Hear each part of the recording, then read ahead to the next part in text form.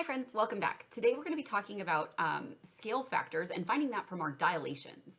So dilation, you probably have already learned, but just as a refresher, when you go to the eye doctor and they put the drops in your eyes and your pupils dilate, they become really big. And so when you leave, you have to wear dark glasses so that the sun or any other light source doesn't burn your eyes and it becomes very painful.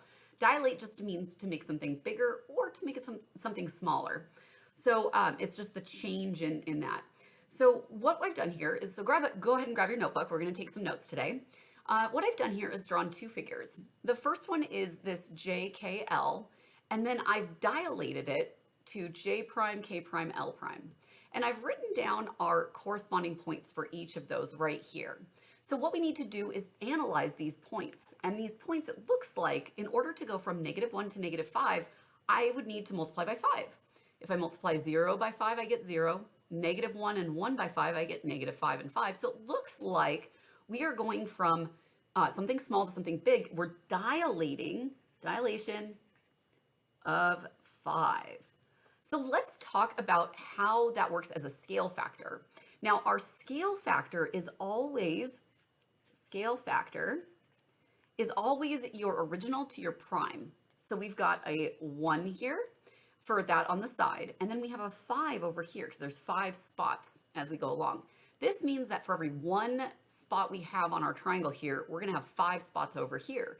And if you see, we have 2 spots up top here. We also have 10 spots up here because 2 times 5 would give us 10. So our scale factor here, again, we go from original to our prime is going to be 1 to 5. 1 to 5. You could also do 2 to 10, but remember, you got to reduce your scale factors, because a scale factor can be written like this, or it can be written like this. It's usually most common to write it like this, that form of a ratio. Okay, so let's talk about this next one. Let me get this all lined up in here. Okay, so this time we've got our same shape, but this time our original shape is bigger, and our new shape, our prime shape, is smaller. Again, I've written down the points for each of those, right? So we went from -4, -2 to -2, -1. Well, how can I go from -4 to -2? I could divide by 2. I'm cutting it in half.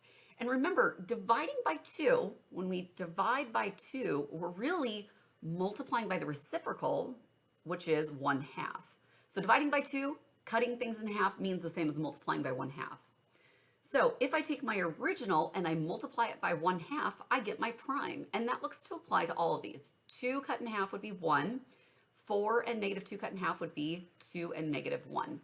That means my dilation is going to be 1/2. We're multiplying by 1/2. You don't want to do the dividing.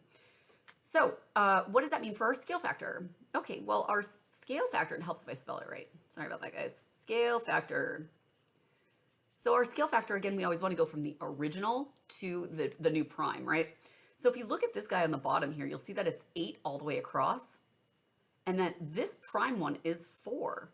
So we go from 8 to 4. And again, if we reduce that, we would end up with 2 over 1. So our scale factor is going to be 2 to 1. So for every 2 blocks on our original, there's only going to be 1 on our new one. So that's how you figure out your scale factor using your dilation and how you can see it graphed out. If you have any questions, let us know.